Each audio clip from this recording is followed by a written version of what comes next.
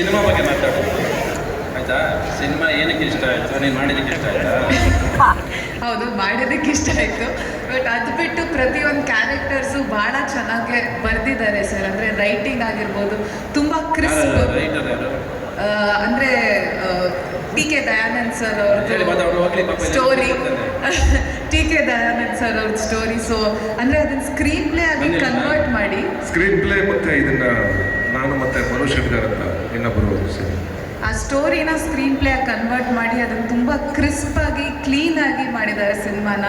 And ಪ್ರತಿಯೊಂದು ಪಾತ್ರಗಳು, ಅವ್ರ ಜೂನಿಯರ್ ಆರ್ಟಿಸ್ಟ್ ಆಗ್ಬೋದು, ಅವ್ರ ಸಪೋರ್ಟಿಂಗ್ ಆ್ಯಕ್ಟರ್ ಆಗ್ಬೋದು, ಯಾರೇ ಆಗಿರ್ಬೋದು ಸಿನಿಮಾದಲ್ಲಿ ಅವ್ರನ್ನ ಪಾತ್ರ ಥರ ತೋರಿಸಿದ್ದಾರೆ. ಇವ್ರು ಹೀರೋ ಇವ್ರಿಗೆ ಜಾಸ್ತಿ ತೋರಿಸ್ಬೇಕು, ಇವ್ರು ಹೀರೋಯಿನ್ ಇವ್ರಿಗೆ ಜಾಸ್ತಿ ತೋರಿಸ್ಬೇಕು ಅಂತ ಅದನ್ನು ಬಿಟ್ಟು ಪ್ರತಿಯೊಂದು ಕ್ಯಾರೆಕ್ಟರ್ನ ಕ್ಯಾರೆಕ್ಟರಾಗಿ ತೊಗೊಂಡು ಹೋಗಿದ್ದಾರೆ.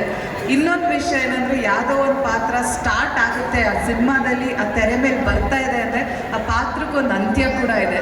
ನನಗೆ ಅದು ಬಹಳ ಇಷ್ಟ ಆಯಿತು ರೈಟಿಂಗಲ್ಲಿ. Thank you sir. ಆಯ್ತನಪ್ಪ. ಇನ್ನೇನು ಒಟ್ಟಲ್ಲಿ ನನಗೆ ನೋಡಿದಾಗ ಅನಿಸಿದ್ದೇನೆಂದರೆ, ಪಿಕ್ಚರಲ್ಲಿ ಫೈರ್ ಇದೆ. ಏನಪ್ಪ ವಿಜಯ್? ಫೈರ್ ಇದೆ, ಜೊತೆಲಿ ಪ್ಯಾರ್ ಇದೆ. ಚೆನ್ನಾಗೇ ಮಾಡಿದ್ದಾನೆ ಅವ್ರು. ಪೂರ್ಣಚಂದ್ರ ತೇಜಸ್ವಿ ಅವರು ಲೂಸಿ ಆದಮೇಲೆ ಇವಾಗ ಸಾಂಗ್ ಚೆನ್ನಾಗಿ ಮಾಡಿದ್ದೀನಿ. ಮಧ್ಯೆ ನಾನೊಂದೇ ಕೇಳಿಸ್ಕೊಂಡಿಲ್ಲ. ಸೊ ಅವನಿಗೆ ನೀನಾಸಂ ಚಂದ್ರಶ್ ಮೇಲೆ ಪ್ಯಾರ್ ಇದೆ ಅಲ್ವಾ? ಆ್ಯಂಡ್ ಈ ಸಿನಿಮಾಗೋಸ್ಕರ ಒಬ್ಬ ಡೈರೆಕ್ಟರ್ ತ್ಯಾಗ ಮಾಡಿ ಮೇಲಿಂದ ನೋಡ್ತಾ ಇದ್ದಾರೆ. ಏನೇನೋ ನಡೆದೋಗಿದೆ, there is lot of incidents ಆಗಿದೆ. ಎಲ್ಲ ಏನೋ ಒಂದು ಕಾರಣಕ್ಕೆ ಇರಬೇಕು, ಎಲ್ಲ ಒಳ್ಳೆಯದಕ್ಕೆ ಇರಬೇಕು. ಒಟ್ಟಲ್ಲಿ ನಾವು ಹೇಳೋಕ್ಕಾಗತ್ತೆ ಅಷ್ಟೇ. God bless you. Thank you sir. ನೀನು ತಂದೆ ಅಂತ ಹೇಳ್ಬಿಟ್ಟು ನೀನು ಗಾಬರಿ ಪಡಿಸ್ಬಿಡ್ತೀಯ ನೀನು.